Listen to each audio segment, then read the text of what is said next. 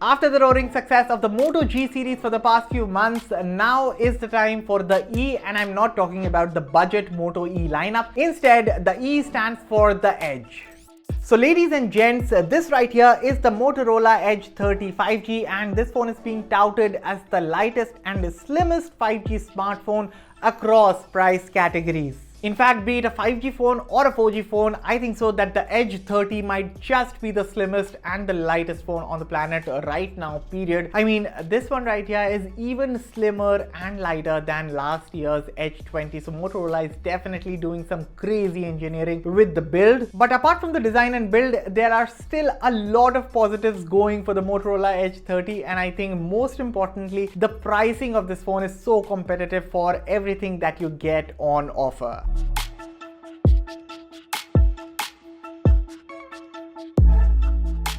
Hello everyone, I'm Ania from Mr. Phone, and in this video I'll be giving you my first impressions of the Motorola Edge 30 5G that I've been using for about a week now. But before we get rolling, consider hitting that red subscribe button for detailed tech videos, and also turn on the bell so that you don't miss any of our latest updates. Now let's get started.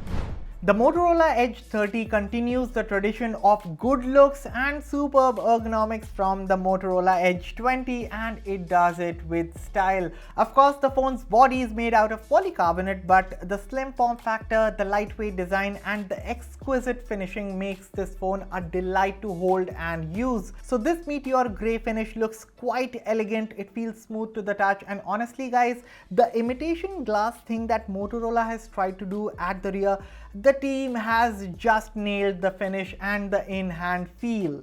However, this phone is not just about good looks and the slim profile. Instead, this phone is packed to the brim. So let me break it down for you one by one. At the front, you get a tall 20:9 aspect ratio, 6.5 inches Full HD Plus plastic OLED display on the Motorola Edge 30, and it's a fully loaded panel with a 144Hz refresh rate, 10-bit colors, HDR10 and Dolby Vision support, along with Widevine L1 certification. Part of the reason Motorola has been able to make this phone even slimmer than the Edge 20 is because of the use of the P OLED display, all without compromising on the display quality. So yes, the display looks pure, gorgeous and colorful. It gets plenty bright, it has wide viewing angles, superb contrast and color reproduction. And when you club this kind of a display with a 144Hz refresh rate, it is pure magic. I mean, 90Hz and 120Hz are very good, but 144Hz is simply out of this world. And I'm not even kidding that over the past week, there have been a lot of times I've been fidgeting around on the menu screen just to appreciate the smoothness that the 144Hz brings to the table. But otherwise, content consumption, be it movies or games, well, this phone gets full marks. And not to forget, the stereo speaker setup is one of the loudest and clearest that you can get on any smartphone at this price point. Speaking of smoothness, the Motorola Edge 30 is powered by the Snapdragon 778G Plus chipset, which also makes this the first phone to utilize this processor. And this processor is the incremental update of the tried and tested Snapdragon 778G. So Motorola is offering the Edge 30 in two variants, that is 6GB and 8GB of LPDDR5 RAM, coupled with 128GB storage standard on both options. The prices are $27,999 and $29,999 respectively.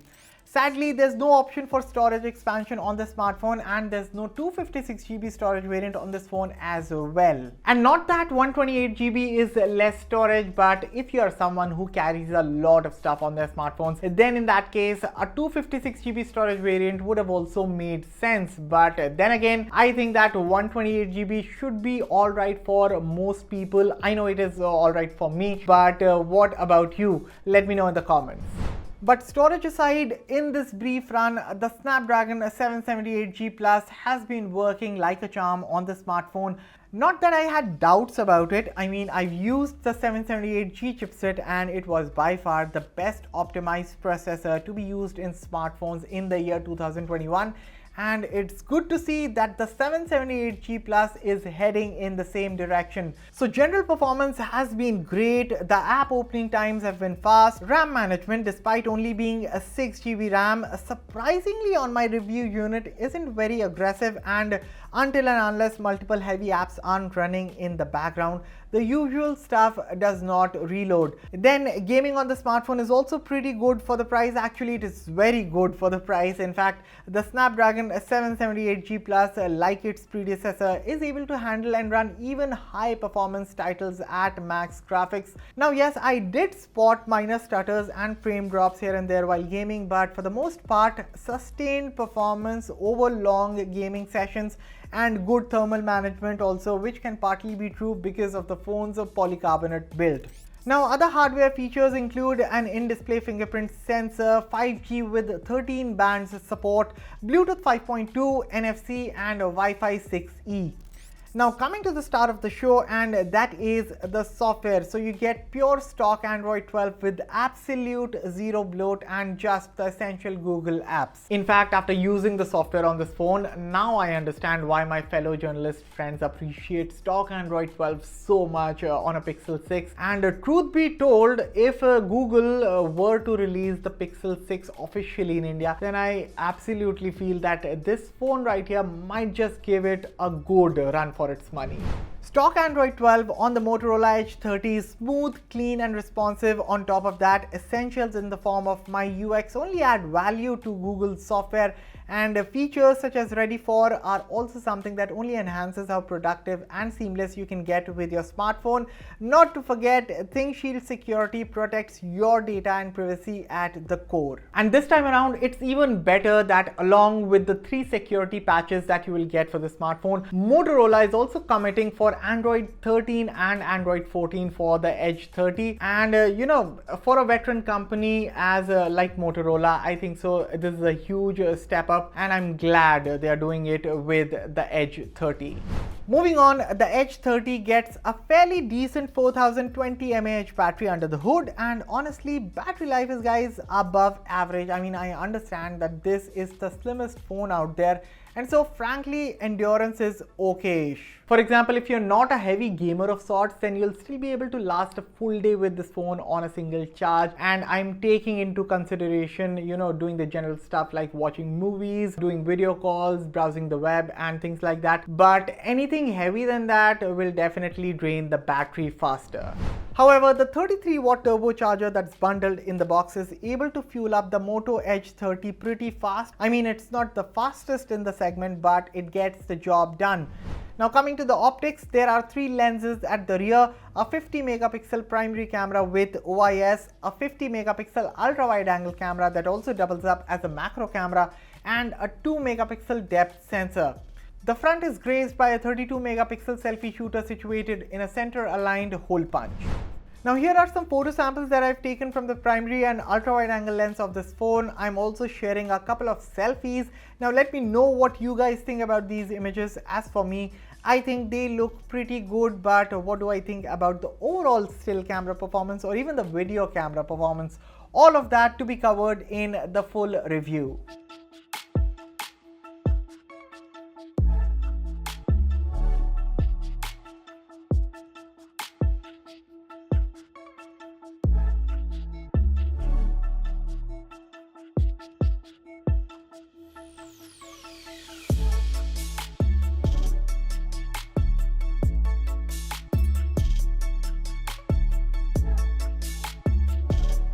At a starting price of 27,999, I think so that the Motorola Edge 30 checks most of the core fundamentals.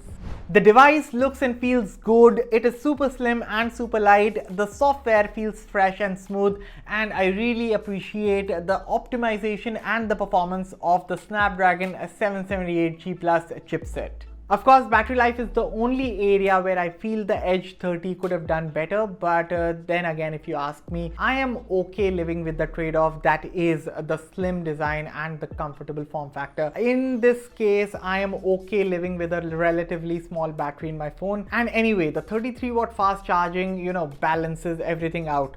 And so those were my first impressions of the Motorola Edge 30 smartphone. So guys, what do you think about the smartphone? Let me know in the comments below. And as always, for all the latest in tech, stay tuned to Mr. Phone. I'll catch you all in the very next one. Thank you for watching.